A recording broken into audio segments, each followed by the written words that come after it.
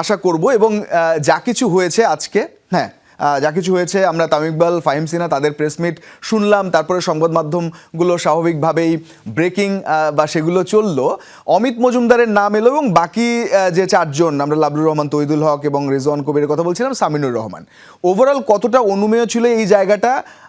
প্রথমত আজকের এই যে প্রেস মিট, সেটার পরে যে নামগুলো এলো, চারজনের নামে বলা হয়েছে বিভিন্ন যে আর্টিকেলে, এবং তাদেরকে 14 দিনের সময় দেওয়া হয়েছে, এবং সামিনুর রহমান তিনি নবম, দশম এবং 11তম, যেমনটা আমি বলছিলাম যে এই আসরগুলোতে দুর্নীতির অভিযোগ প্রমাণ, এবং তিনি আসলে নির্দোষ প্রমাণ করতে পারেননি নিজেকে, সেই জায়গা থেকে তাকে পুরোপুরি ওই এক্সক্লুশন অর্ডার দেওয়া হয়েছে। আজকের বিষয়টা একটু এক্সপ্লেইন যদি করেন, আসলে কি করলো বিসিবি এই পাঁচজনকে নিয়ে?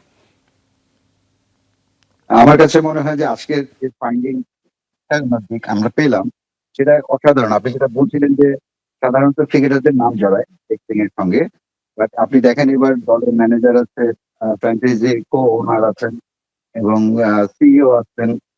তো সবকিছু মিলিয়ে আমার কাছে মনে হয় যে সত্য উদ্ঘাটনের যে একটা স্টার্ট, গুড স্টার্ট, বাট এটাই কিন্তু শেষ না। আপনার তদন্ত ফাইন্ডিংস আছেন, তদন্ত চলমান থাকবে, তার মানে আন্ডার স্ক্যানার আরো অনেকে আছে। আমরা যদি গত বেশ কিছু বিপিএল আসর খেয়াল করে থাকি, আলোচনায় অনেকগুলো নাম ছিল, বিশেষ করে ক্রিকেটারদের। তবে এই যে ফিক্সিং যে স্ক্যাম ক্রিকেটে, এটা শুধু আর ক্রিকেটারদের মধ্যে নেই, এটার সঙ্গে মালিক জড়িত আছেন। সব মালিক না, মানে মালিকরাও যখন জড়িত হন তখন বুঝতে হবে যে পুরো টুর্নামেন্টেতেই অনেক রকম ইরেগুলারিটিস আছে। এবং আমরা যখন ফ্র্যাঞ্চাইজি ওনার থেকে যদি দেখি, কিছু কিছু মালিককে মনে হয়েছে তারা এরকম একটা বড় বাজেটে তারা দল করেন এবং খেলোয়াড়দের আসলে বিভিন্ন সময় নিষিদ্ধ হয়েছেন। আর আজকের যেটা হলো, আমি বলবো যে এটা একটা হাইওয়ে ওপেনার সবার জন্য।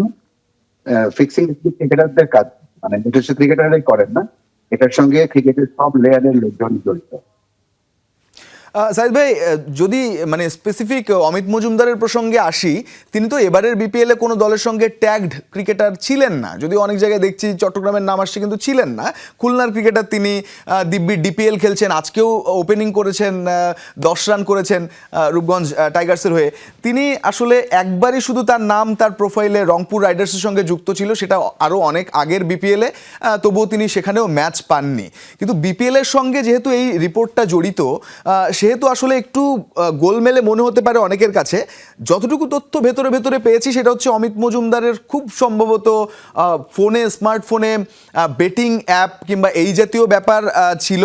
সঙ্গে রেজওয়ান কবির সিদ্দিকী, তিনিও খুলনা টিম ম্যানেজার, তাদের সঙ্গে কোনো কথোপকথন এই জাতীয় ব্যাপারে আপনি কিছু জেনেছেন কিনা, কিংবা বিপিএল এর এই তদন্তের সঙ্গে বা ফিক্সিং ইস্যুর সঙ্গে অমিত মজুমদারের নামটা আসলে কিভাবে জড়ালো?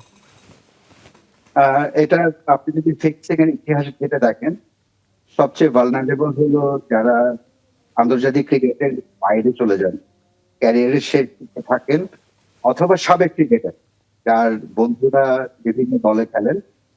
যদি আপনি আইপিএল এ ফিরে যান, যখন আইপিএল একটা স্ক্যাম হলো শ্রীশান্তকে নিয়ে, শ্রীশান্তের ঘরোয়া ক্রিকেটের বন্ধু জড়িয়ে পড়েছেন, তাদেরকে নিষিদ্ধ করা হয়েছে।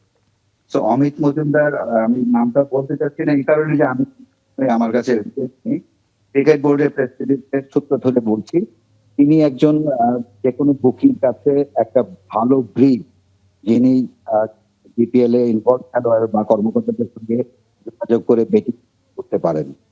তো অমিত মজুমদারের নাম দেখে অবাক হওয়ার কিছু নেই।